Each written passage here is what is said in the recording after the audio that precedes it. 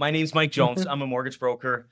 I've been doing mortgages since 2004, and today I'm with, Jessica Yates. and we've talked for a long time about kind of doing videos collaborative together, answering questions regarding mortgages and real estate, and we finally did it. So Congratulations to us. yeah, we actually booked it. So amazing. So tell me, when did you, it feels like yesterday because I've known you since you started, but what year did you start in real estate?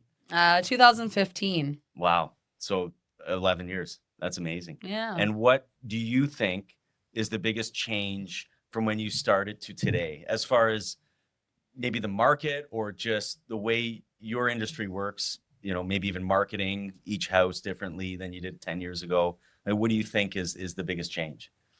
When I started, there definitely were a lot of realtors, but now everyone in Peterborough is a realtor. Yeah. So there's that. So it's different that way. And the marketing has definitely really changed. It's really geared towards social media.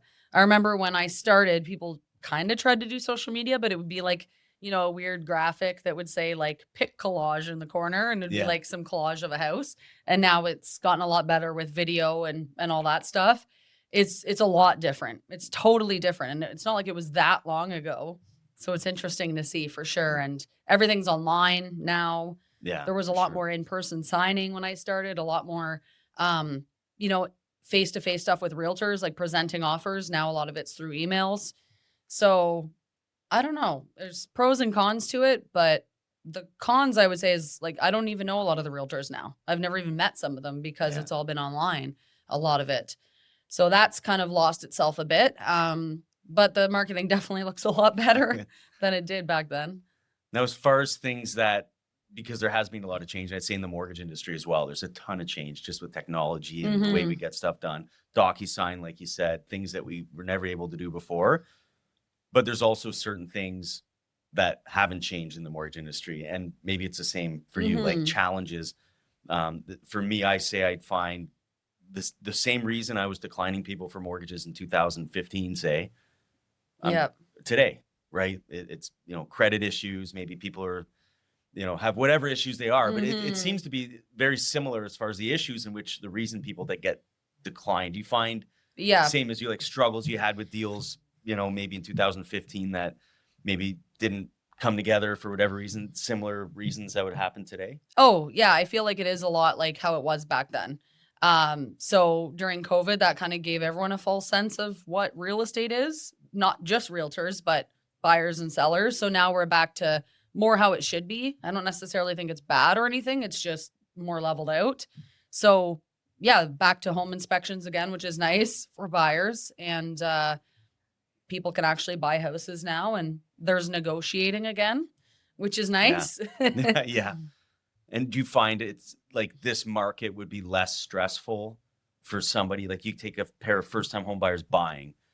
I would think it is on my side of things, and curious on yours. I would assume the same, but is it less stressful for a first-time home buyer buying a house today than it was 5 years ago in the heat of 2021 where everything was multiple offers? Like it's definitely a better time. They couldn't really buy a house a few years ago. So they'd be competing with 10, 20, 30 other people. They would not be able to have any conditions back then during COVID, like, financing, home inspection. They wouldn't be able to do their due diligence. And then if they put those conditions in, the chance of them losing the house was extremely high, not to mention they're competing with so many other people. So it's definitely a lot better than it was back then. And prices, have leveled out and all of that too, which is nice. So yeah. And do you find, I can speak for myself and say that during that 2-3 years of just absolute chaos, it was stressful.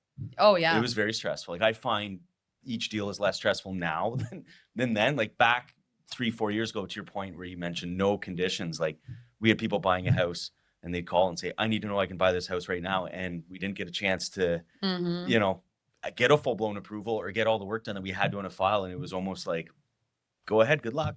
Right. With obviously the knowledge that I don't anticipate any issues are going to happen. We'd pull credit. We'd look at all the income documents. But, and that kind of brings me to something that we can talk about, which is pre-approvals, which is, when you give someone a pre-approval, it doesn't necessarily mean go buy a house and don't put conditions in there.